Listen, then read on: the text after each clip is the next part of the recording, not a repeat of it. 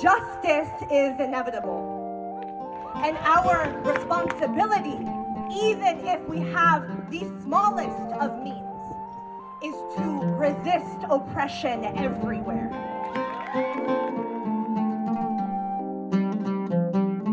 Hi, everyone. Welcome back to Popular Cradle. I'm Mohammed, and I'm here just with Yara today. Hey, everyone. Today, we're going to take a break from our usual format and do an interview with a great comrade of ours, Patrick Higgins. Patrick is someone who I've organized with for years, a scholar of U.S. imperialism, U.S. history, and its intersections with the region, especially Palestine. Now, topic for today's conversation with Patrick is, what is the U.S. empire's role in the genocide in Palestine? On its face, it seems like a simple question. This is a US-led genocide. But what do we actually mean when we say that? And why is it important to understand that designation in the way that we formulated it? Over the last 6 months, both leading up to and in the wake of the US presidential election, there's been a lot of focus put on the supposedly different ways in which Republicans and Democrats approach the genocide. The idea put forward by some is that one party would be better on Palestine or hold Israel more accountable, and that we should consider these differences as substantive. Through our conversation today with Patrick, we want to try to share why that thinking actually has critical flaws within it. The genocide is not a policy question. It's not about red versus blue. It's about the history of the US empire and the imperial system that ultimately every political party serves. And with that, let's get into our interview. Hey, Patrick, thanks so much for joining us. Thanks for having me here. Yeah, I appreciate you taking the time to join us today, Patrick. I think one of the main questions we always get around the US and Israel is trying to understand the dynamic of the relationship between the two. But before we dive into that, I want to ask you to give us your own understanding of the relationship of the US and Israel from a historical standpoint. Well, there are many different periods that we can talk about here. In fact, there's a version of this history I could tell that goes all the way back to the beginning of the colonization of North America itself, and the importance that the ideology we could call Puritan Zionism, and as far as thinking about Zion as a metaphor for the colonization of North America, took place. But if you're asking me about its present contours, I would describe the relationship as one where the United States uses Israel, the Zionist entity, as a bridgehead, a military bridgehead primarily in the region. When I say something, repeat a slogan like American imperialism is the highest enemy of the Palestinian people, which was a slogan of the Palestinian Revolution. Some people object on the basis that they believe this might be minimizing the moral decrepitude and monstrousness of the Zionist movement. And indeed, Zionism is a well-organized fascist movement.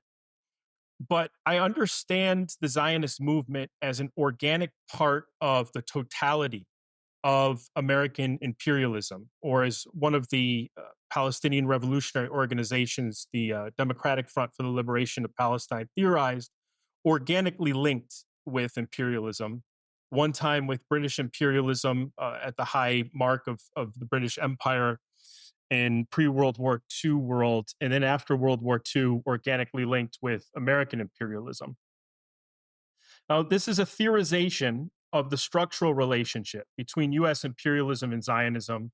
And I look at it not so much as a question of how to apportion the moral blame, but how to develop the appropriate strategy and response. Because whatever diagnoses we come up with here is going to determine our strategy. Before we get deeper, maybe we can zoom out for 1 second and get into what we really mean by imperialism, because we're talking about a very specific understanding of imperialism here, which is imperialism as a global system. Right, Yara. Here, we're not talking about imperialism as a characteristic of a single state, for example.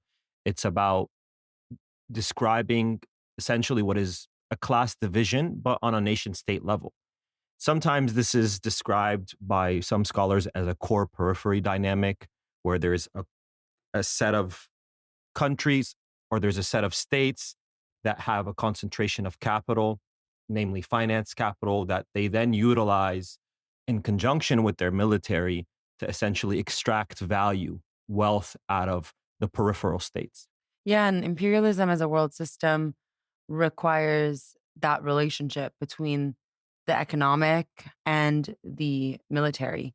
I think Samir Amin calls this the two legs of imperialism, where on the one hand, you have the structuring of a world economy, basically in order to further facilitate that wealth transfer from the global south into, what you called the core, Muhammad. And then, of course, there's the role of military expansion and war in upholding that system. And so, like Patrick was saying, since World War II, the US has been at the head of this global system. And so, turning back to you, Patrick, just to clarify, what do you mean by organic link between the Zionist movement and US imperialism? I mean that there has been a thorough and intensive overlap in the development of the state of Israel through US capital and military for the better part of the past half century. This has led to significant overlap in both investments and goals. So I mentioned at the beginning that we see an early US colonization period in the 1890s, and this is the consolidation among settlers of this Puritan Zionism I was talking about. Now, when I mention ideology, I want to make clear that ideology alone is not the reason for this more structural relationship that exists. So, from there, I think it's useful to look at the expansion of the US empire through history. So, then we could move in 1900 through the 1930s to what I would refer to as an open door period or a US global expansion period, where US was seeking to expand its naval power globally against the British Empire and other competitors. It was seeking to ship imports into Palestine and really break into what was then a zone of British trade influence. And then during the Second World War, and right after this is when the Palestinian Nakba takes place, and the United States was, in my opinion, the leading power, world power responsible for the Nakba. This is the point in history in the 1940s when the US becomes dominant in the world. So at this time, the US ultimately supports the establishment of the Zionist entity on the basis of securing this wider zone of influence in the Mediterranean trade zone and also taking over this formerly British trade zone and rebuilding Western Europe with the oil being transported from the region. Right. And this moment is so critical for the United States in this post World War II period, especially with the primary enemy shifting from the fascist axis to the Soviet bloc. And so oil becomes a primary resource in the ability of the US to consolidate its hegemony within Western Europe through rebuilding post war and with the contraction of the British and French empires. The US sees an opening to become the dominant power, but also to prepare itself for the coming competition and military effort against the Soviet Union. Right. So the United States wanted to keep the Soviet Union out of that area, and its goal was to consolidate control of Palestine with the least amount of direct expenditure militarily, because it was still developing and expanding its own military at the time. After that, the United States, because it supported the establishment of the Zionist entity, realized that they knew as they were doing it, that they were creating a potentially explosive political problem with the creation of Palestinian refugees. And there are attempts in the 1950s to say, well, we're still trying to develop a military and commercial infrastructure globally. So we want to try to quell the refugee problem by exporting US capital and subordinating Arab states into this dependent development with the co-construction of the Zionist entity as a precondition. Patrick, can you say more what you mean by co-construction of the Zionist entity as a precondition? Yes. So in the 1950s, Arab states needed development and they needed investment for development.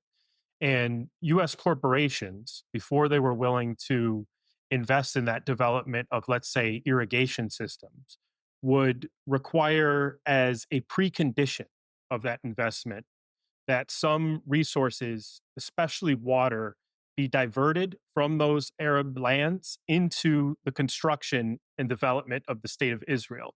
So this effectively meant that US corporations were requiring the development of Arab states' military enemy as a precondition of development. Right. I mean, this is really interesting. We've heard this, I think, historically in relationship to like more recent examples of like the IMF and the International Monetary Fund and the World Bank, right? Where like global South states will go and ask for loans. And then there's this condition, which is, okay, you need to privatize your water or you need to privatize your oil industries. But I think it's really interesting to hear this history of like telling Arab states, you need to help develop your enemy as a precondition. You know, I think this brings clarity to two things. First, that normalization is not just about Palestinians or the relationship between Arab states and Israel. It's about reproducing imperialism fundamentally. Mhm. And so, in this way, what you have is through this dependency on a global system, that system being imperialism, these Arab states are then forced to essentially normalize this entity that's essentially usurping their lands, displacing their people, so that they are allowed to actually develop within the context of a global imperialist system. So, those two things, I think, both the fact that normalization advances imperialism's grip on the region through developing Israel, at the same time that it's then reproducing this dependency on the system for these states to even survive. But we even see this promise of development coming from US corporations as a false promise, because ultimately, as Israel develops, it de-develops the rest of the region through war. And that is why I think I would reflect on as a turning point, as far as the military dimension goes, was the 1967 war, or what I refer to as the Pentagon period or the Vietnam War period. Like I was saying, the United States had always been supportive of the Zionist project from its very inception. But at this time, we see consolidation of opinion across the Pentagon, where the US relies increasingly on the Zionist entity as an overseas military asset to shatter resistance forces. So if we think in that moment in 1967, the United States was at a point where it was fighting its own war in Vietnam in order to try to root out communism in Southeast Asia. And at this time in 1967, Palestinian observers noted that Israel was able to achieve its aims of destroying the Egyptian military, unlike in 1956 when it set upon the same task, because the US gave it the green light. So the US was essentially using Israel to shatter the Egyptian military. And they also saw that with Israel's military performance there, they end up inviting one of its commanders, Moshe Dayan, to Vietnam to swap tips and tricks. And it's no coincidence that shortly after, you see US sends 50 Phantom jets to Israel. It starts to balloon the funds that it sends to it on a yearly basis. And from that point on, when the United States knew that it had to move out of the East Asia region, it was going to have to consolidate its control of the West Asia region. And the state of Israel would allow it to not have to deal with the direct political, especially domestic contradictions that its expenditures in Vietnam created. That is the main role that it played then. And what I would say that we're seeing today with the current genocidal policy is that the United States has moved from the point of trying to deal with the refugee population, which it looked at as a potentially subversive or resistant population to its overall project in West Asia. It's moved away from trying to deal with it through resettlement projects with outright genocide. Yeah, thanks for that overview, Patrick. I think that was really illuminating. And I think The point that I got out of it was that it wasn't so much a transformation of the relationship or dynamic between the US and Israel. It's that imperialism as a global system, with the US pursuing its sustenance and at its head, required different uses of Israel depending on its strategy in a given moment. So, like you were saying about this development period, where it's basically conditioning the relationships between development of Arab states and Israel, that being the primary logic, its relationship to oil and extracting oil from the region. Then, with this Pentagon period, like you described, now it's a military lens that's driving its relationship and dynamic with the state of Israel. Is that like a fair description, you would say? That is a fair description. The reason why I used 1967 as an inflection point is not because there's some sort of change in the relationship where all of a sudden the United States is going to start supporting Israel. Right, right. It supported it through the Nakba, but there were some internal debates that took place during the Nakba where the State Department in particular, also the Pentagon, had been raising some objections about how far or how ardent US Zionism should be.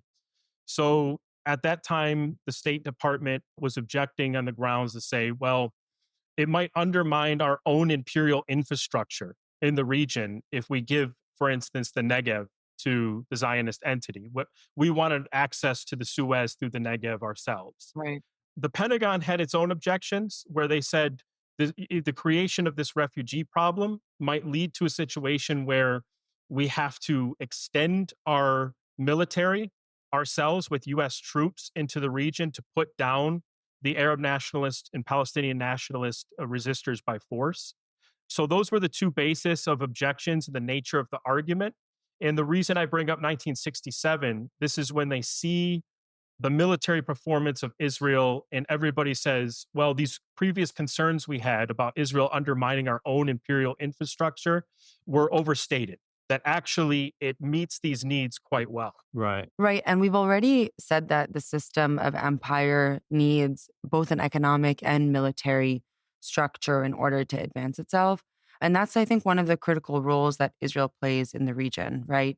We know the United States has key interests in the Middle East, and Israel can play this role for the United States of essentially using its military force and military might in order to quell or challenge or wage war with any population in the region that dares to pose a threat to imperialist order. And here I'm thinking of, for example, those displaced by the Zionist entity, right? Palestinian refugees.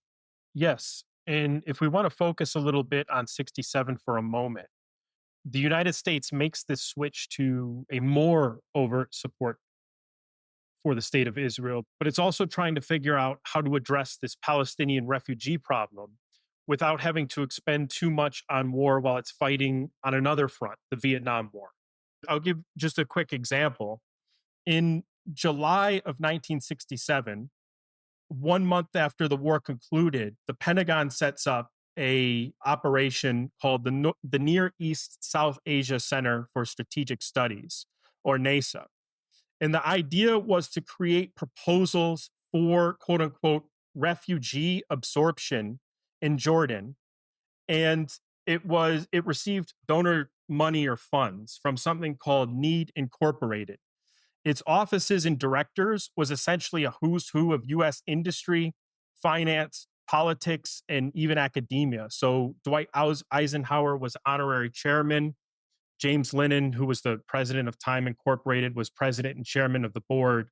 And then Cornell University president James Perkins and the Chase Manhattan Bank president David Rockefeller were all committee members. So you see the highest members of US imperialism coming together to try to say we need to come up with new proposals to absorb the refugees. The reason for this was the refugees were serving as the political organizers, the political pressure regionally for confrontation, not only with Israel, but actually the nodes of US capitalism in the region through a comprehensive Arab boycott that was organized by Arab states to match the military campaign. And it was that Arab boycott that created extreme pressures for US capitalism because certain companies, like if we're talking about US imperialism as a system, I'll mention the companies by name. RCA, Coca-Cola, and Ford realized that they needed Arab consumers and markets. The US commercial sales in the Arab region at that time amounted to $800 million without even getting into oil sales. So when the Arab states launch a boycott because of the political claim about the treatment of Palestinian refugees, and because they're receiving this extreme pressure from well-organized Palestinian refugees, these companies start to urge the United States to do something because they say, look, you have embargoes at Cuba and Vietnam. You're cutting US capitalism out of these markets. And now you want to cut US capitalism out of the West Asia market.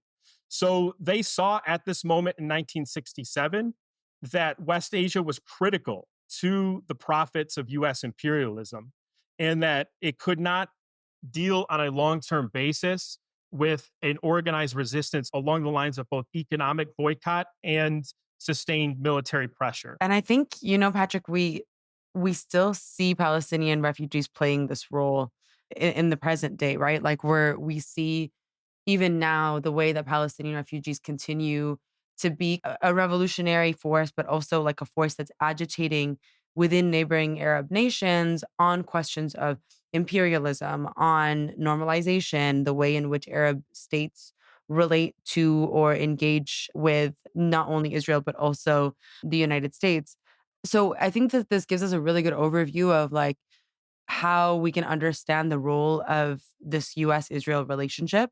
And I guess I'm curious if we can maybe get into how Palestinians historically have understood this US-Israel relationship because, looking into Palestinian history, it actually feels like even going back to like the 1930s, there's always been this really clear understanding that Palestine is a place where we can clearly see the role of imperialism, the role of Zionism, and even the role of, like, for example, Arab, what Kenneth Fanny calls like Arab reaction, right? And so, how have Palestinians historically, the different factions and so on, historically understood this relationship?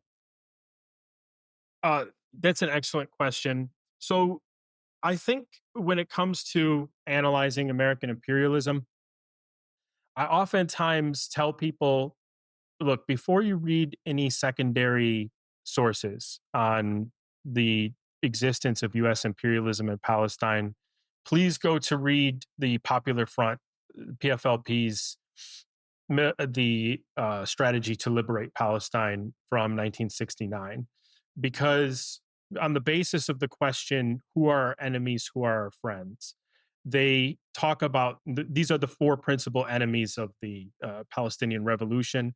And we could describe the Palestinian revolution as the organized capacity, the organized movement for Palestinian refugees to return home. So the four enemies were the State of Israel, the global Zionist movement, the reactionary Arab states, as you mentioned, Yara, and finally, world imperialism, which they described as being led by American imperialism. Mhm.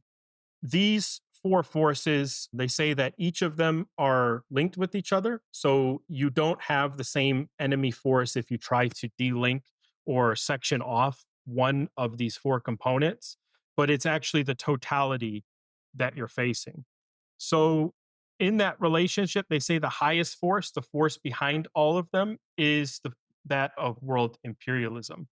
Now, to understand the structural relationship, I would look towards also some developments that were made by the Democratic Front or the DFLP.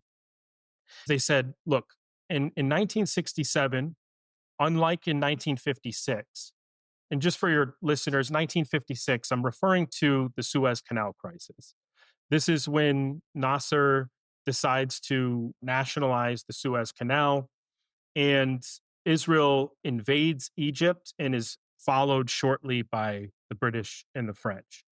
So, in this moment, ultimately, the Zionist entity is interested in as a war aim in completely shattering the military forces of Egypt. But the Eisenhower administration, which was angry that they had been kept out of these war plans, ultimately tells them to pull back. Okay. So the DFLP was looking at that moment and saying the Zionist entity's war aims were clear. They were the same as in 1967. But then in 1967, greater aggression is permitted. But then all of a sudden, when the United States leads a UN resolution 242, 242 is about mutual recognition between the Arab states and the Zionist entity. But behind it, there was an initiative launched by the United States to settle these refugees. And it says, no more, we want a settlement of mutual recognition, at least for now, as the political consensus. Then all of a sudden, the Zionist entity stops. So what the DFLP was drawing up in that instance is evidence of what is the difference between 1956 and 1967. The difference is that the United States acts as the ultimate decider, that it's able to deploy the Zionist entity insofar as it needs it. But in the structural relationship, it gives the ultimate green light to, let's call it, the Zionist entity's freedom of movement or freedom of maneuver. Right. What's interesting is that, like, we're jumping around in history right now in terms of talking about the the U.S.'s relationship to essentially what is the question of Palestine, and I think there's so many parallels between the past and the contemporary moment, or between different past moments, right? And so here, on the one hand, this sort of reading, which I think is a mirror of the reading that sees the U.S.'s relationship to Israel as defined by infiltration and just the need to sort of change out people at the top. And I think this is like I'm saying, the mirror to a reading by Palestinian forces as just needing to alter their own relationship between themselves and the U.S., or alter the U.S.'s view of them as being useful or as being able to play a role within the broader context of imperialism, whereas the left has seen it as sort of the treatment of Palestinians in this manner as constitutive of U.S. imperialism. That, in other words, U.S. imperialism necessitates the destruction of the Palestinian nation, its total isolation, and any sort of resolution not being predicated on liberation, but of management of this problem that is the Palestinian refugee question.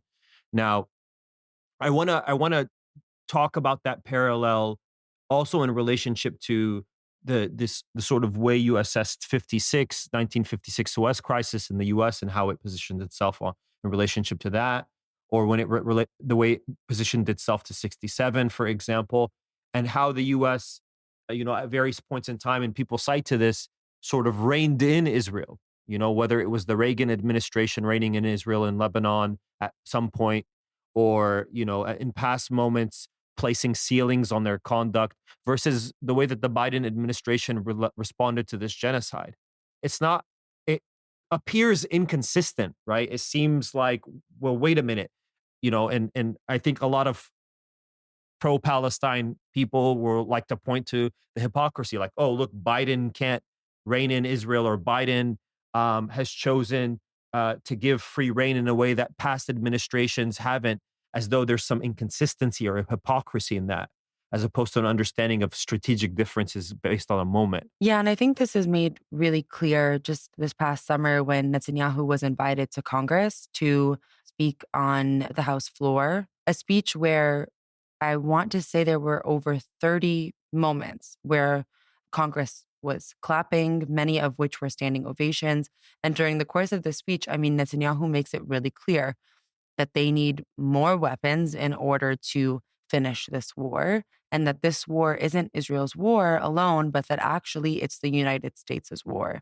He says, Iran is coming for you being, of course, the United States, and that Israel is actually what's protecting you and standing in Iran's way. And he makes it really clear that, he says something like, our enemies are your enemies. And so, I think this whole kind of illusion of like opposing interests or contradicting interests are really put put to rest or should be put to rest upon hearing Netanyahu's speech. When Israel acts to prevent Iran from developing nuclear weapons that could destroy Israel and threaten every American city, every city that you come from, we're not only protecting ourselves, we're protecting you. And this is being overseen by a Democratic government. So, when we hear Joe Biden or Kamala Harris talk about how they're trying to do everything they can to get a ceasefire, I mean,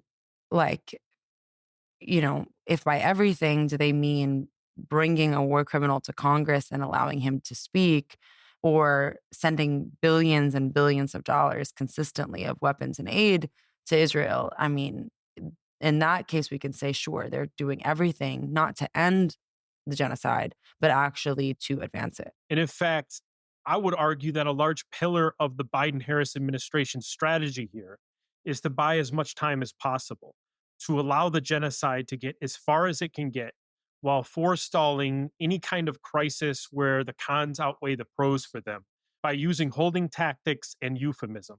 So using phrases like working tirelessly for a ceasefire, or pretending that the Zionist objectives in Gaza are about, quote unquote, bringing the hostages home, or that fake humanitarian pier that you remember they tried to set up on the Gaza coast, and a staged Biden-Netanyahu dispute in the press.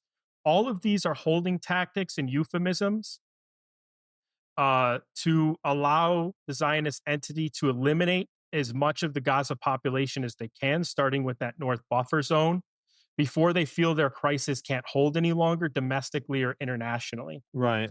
And I want to argue, so first, let's look at these previous periods, 1956, 1967, and then you talked about 1980s, right? You talked about Reagan and the plan that was developed for Lebanon that included the United States military forces leaving Lebanon, the so-called Reagan plan.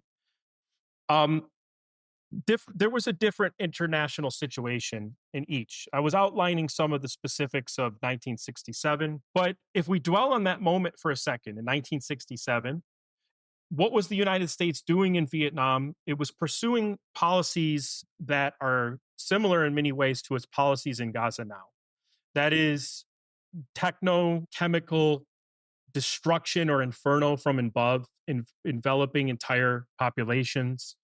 And also a program like the CIA program, the Phoenix program, computerized, very similar to the computerized AI programs the Zionist entity is using to target affiliates or those who are close to the resistance in Gaza now.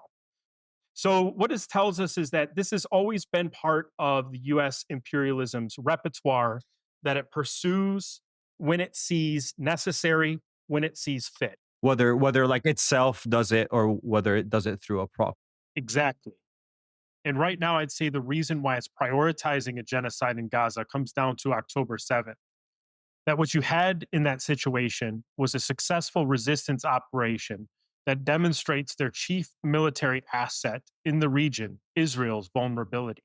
And a genocide will, first of all, to them, restore an aura of invincibility, or what the US in its funding packages and legislation for the Zionist entity calls its quote unquote qualitative military edge. It will do that while also liquidating or at least incapacitating the population primarily responsible for keeping the ideology of resistance alive. And it does this based on an understanding that the ideology of resistance lives within the Gaza population and precedes even organizations like Hamas. So the United States, we have to remember, if we're entering into the year 2023, thought that it had West Asia problems under wraps and thus could move towards new fronts. For the Democratic Party, this meant prioritizing Eastern Europe. And for the Republican Party, it meant prioritizing China and the protection of Taiwan. But if they advance to one of those fronts, as they did in Eastern Europe, while losing West Asia, it is like taking one step forward and two steps backwards. So they realized through the demonstration of resistance capacity and the planning that went into it and the success of the execution that the resistance lives, that the normalization agreements, such as the Abraham Accords, have not succeeded in muting resistance.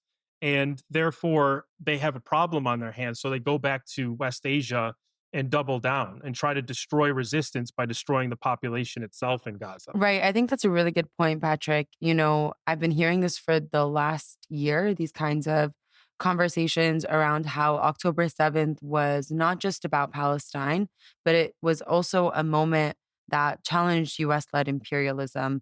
And in a lot of ways, it disrupted the way that the United States had understood its role in structuring the Middle East and its ability to engage also regionally with other actors as well. And so I think that this is also part of why we've seen so much political clarity over the course of the last year around regional actors, right? Around the role of the United States in a way that we haven't seen in a long time, particularly among maybe progressive circles and the left and so on. But then, of course, some of this political clarity would then turn around and be disrupted in the course of the US elections, right? So, like, it really felt like up until, maybe a few months before the election, there was so much clarity around the US's role, around how this is a US led war and so on. And then you had the switch within the Democrats between Biden and Kamala.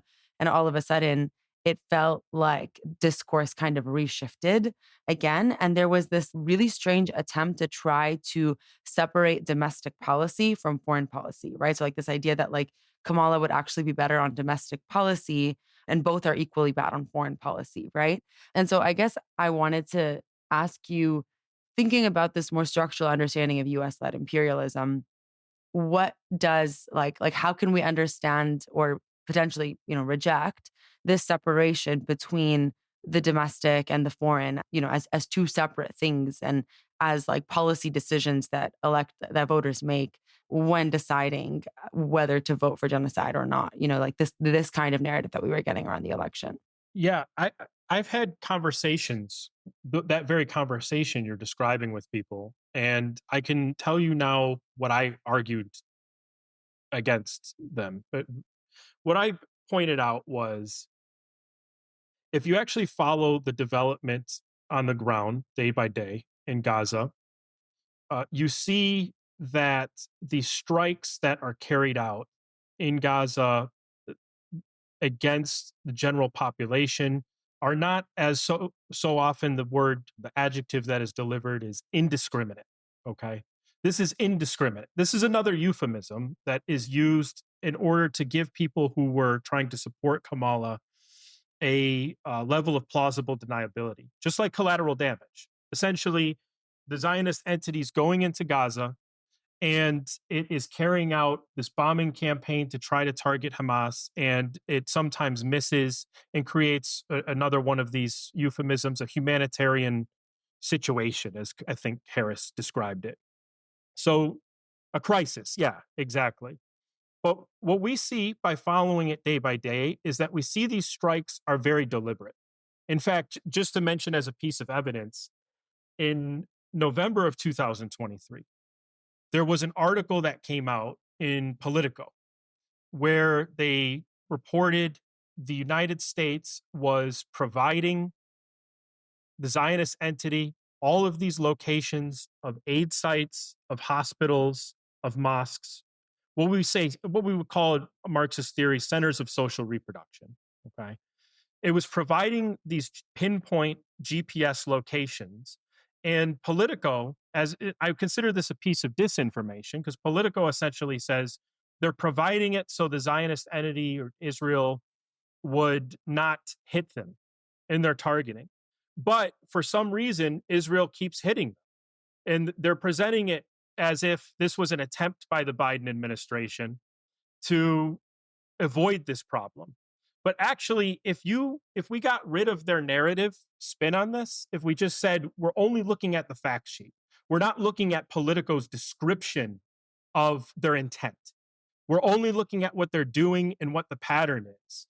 it's clear that they're providing these locations in order for them to be struck, right? This is the logical conclusion we would reach. So the methodical nature of this campaign, along with the now, first they bifurcate it, they create in the middle this Netzarim corridor. When they move into the north in the beginning with the bombing campaigns, all of the hospitals in that area are bombed within the first month. The population is moved to the south, and then they attack the population in the south in the camps they've erected there. And now, once again, they move to the north, and we're seeing that they're going street by street now. It's a different method. They're emptying out the actual neighborhoods, right? All of this is methodical.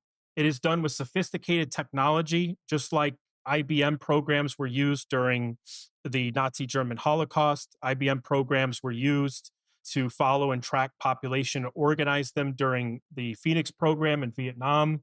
They have successor programs that they're using for these roundups. When we look at how methodical it is, we see, okay, this is a deliberate Holocaust being planned, input from the United States, input from the Harris-Biden administration. What I say to people I'm arguing with is if we saw this, that the Biden-Harris administration was rounding up people in their underwear, removing them and transporting them in mass to camps, blindfolded, and attacking all these same locations with the same pattern, it would be harder for you to sell this policy, this idea that there's been a change from Biden to Harris. The only reason you can justify this is if you buy into the logic of American nationalism, which is that there's something different about the fact that they are not Americans. But if you do not buy into the ideology, which serves as a blinder for much of the American population, the ideology of American nationalism, then what you are left with is the reality that, for instance, I'm just going to say straightforwardly, you might as well be attacking people in this manner along the southern US border.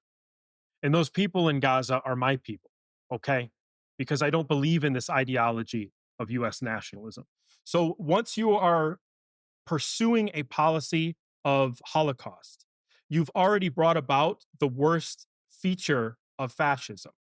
Fascism historically leads to genocide as its awful last final conclusion, or as they called it, solution. Yeah, I think one of the things that has been really clear is that while there's these pockets of people who are really trying to sever the question of domestic policy from foreign, right? Or even I think what you said, Patrick, around American nationalism, right? This idea that like American lives are actually worth more, and that what we're seeing and we should just put what we're seeing in Gaza aside in order to vote in a way that supports like American life during the election. But I think sort of while we've seen that sort of sentiment over the course of the last few months, we've also, I think, undeniably seen a huge shift in the last year. Right. The terrain, the way in which people have engaged in, many people protesting for the first time, raising consciousness across the United States and so on, people getting involved in organizing, and a lot of people just like asking questions about the US and Israel's role, like and a huge chunk of the population being actually quite oppositional to the continuation of this war. One of the things that we hear often is this idea, I think it comes from Lenin, of challenging imperialism, where the chains are the weakest, right? And so this is why, many people point to this long history of successful revolutions in the global South. But I think for our purposes, there's also this question of what does it look like to challenge imperialism where it's actually the strongest, right? What does it mean to oppose imperialism in a place like the United States? Yeah, I think we have two principal tasks inside the imperial core. The first principal task is about our attitude and approach. That is, to quote Che Guevara, never trust imperialism, not even a little bit. The second is to recognize the contradictions facing imperialism, which reveals the system's global weaknesses, the multifaceted pressures bearing down on it, and then we develop accordingly our strategy of how and where to strike. And this is why I mentioned what I did about the effects of the boycott of 1967 on US capitalism. Because when we look back, and if we assume that the United States, the state of Israel, swiftly bowled over the Egyptian Arab forces, the Syrian Arab forces, if we assume that that was an easy task and don't look underneath at the crises they were facing, we won't be able to locate the weaknesses US imperialism faces today. And the US empire faces a number of weaknesses. It is, since I would say the Vietnam War, uh, it has faced an issue of trying to restore profitability. Okay. Um, they found some schemes for restoring profitability, the petrodollar, um, the outsourcing to labor costs overseas, and so on and so forth. And this was all to avoid the fact that to avoid deficit dilemmas from winding down the US empire the way that it did the French and British empires during World War II. But, even though profits were restored after the 70s, wages stagnated or declined, and this has created a social crisis within the United States, which means that some people go over to the right. But as this Trump administration, which I think thrives in its own way on social crises inside the United States, or let's say the intense disagreements that are transpiring, the divisions, he has only a few options left to him to restore profitability. He could try to redistribute wealth of his class of billionaires within the U.S. imperial core population, which is unlikely. He could resort to a war to expand accumulation abroad, or his proposal now is to carry out this mass deportation. But even if you look at the mass deportation as a form of accumulation, it's not necessarily an alternative to the war abroad, because as I was saying earlier, the United States' form of accumulation here, the surveillance technologies, the population control technologies, are co-developed with the Zionist entity, which then increases the Trump administration's imperative to send resources to protect the Zionist entity. These are all contradictions faced by the United States. And if we add on top of that there is a Russian resistance to US-led NATO expansion on the Eastern Front, which is creating dilemmas between the United States and its European allies, because the European imperialist allies will pay a large price if their energy resources are cut off as a result of conflict with Russia. We can actually see the United States imperialism, the imperialist system under stewardship, on the back foot. We can see it where it's weak. Mhm. And that is why it's our job to track the strategies where the West Asia resistance or the chain is at the weakest, to track them, to coordinate and pool information that's being learned there, and contribute our own information about what we're seeing of these technologies of control here, and then formulate a strategy that is internationalist in nature, because that's the only way to, at the end of the day, oppose these dangerous and lethal domestic policies as well. Patrick, the way that you describe sort of the what sounds like, I guess, like the reliance on the development of technologies and strategies for repression that will eventually come back to the domestic context to be deployed on people who live in this country. I think there's an aspect of that speaks to the American public, that's meant to say, like, if you don't pay attention to the situation, or if you don't understand its relationship to you at some future point, then you'll essentially be its victim. And I think there's definitely an aspect of that. And there's also this discussion that we often hear for people who are trying to make what's happening in Palestine relevant to people who live in this country, is that, well, it's your tax dollars. It's money that would otherwise be spent on roads, on schools, on healthcare, on education, that is now being diverted to essentially fuel war and genocide. But I think beyond that, the broader point that we made in this podcast episode about imperialism being a global system, I think really is also reflected on how we understand the relationship between what we call quote unquote domestic policy and foreign policy. Here, I think that it's better understood not as a domestic foreign divide that are somewhat distinct or separate from one another, but instead understanding that these policies, when they're operationalized domestically, are actually the same policies applied here for communities, whether it's exploitation of workers, whether it's the gentrification that we see domestically, the displacement of people in order to extract value from those communities or to extract the people from those communities so that you can generate better value. All of these things are just two sides of the same coin. And I think that's the reckoning that we need to have, that Palestine is a domestic issue insofar as imperialism is also a domestic issue.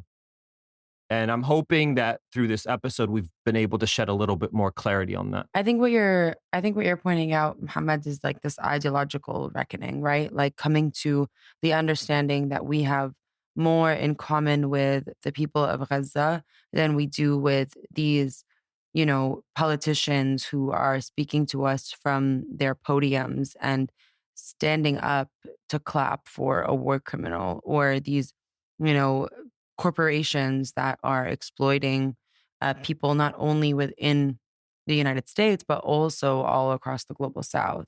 And I think that that's a critical part also of the task of organizations here is, like you said, Patrick, to be able to locate these contradictions, right? But I think on that note, we'll go ahead and close out the episode here. Thank you so much, Patrick, for joining us today. We really appreciate you giving us this perspective on the relationship between U.S. imperialism, Zionism, and the struggle for Palestinian liberation. Thank you, Patrick. Thank you for having me and for all the work you both do.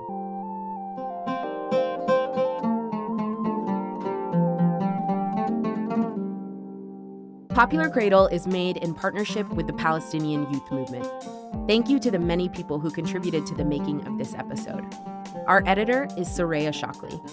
Our artwork is by Shenbi G and Vivek Venkatraman. Our theme music is composed by Salma Talib and performed by Clarissa Bitar and Hisham Jarmakani.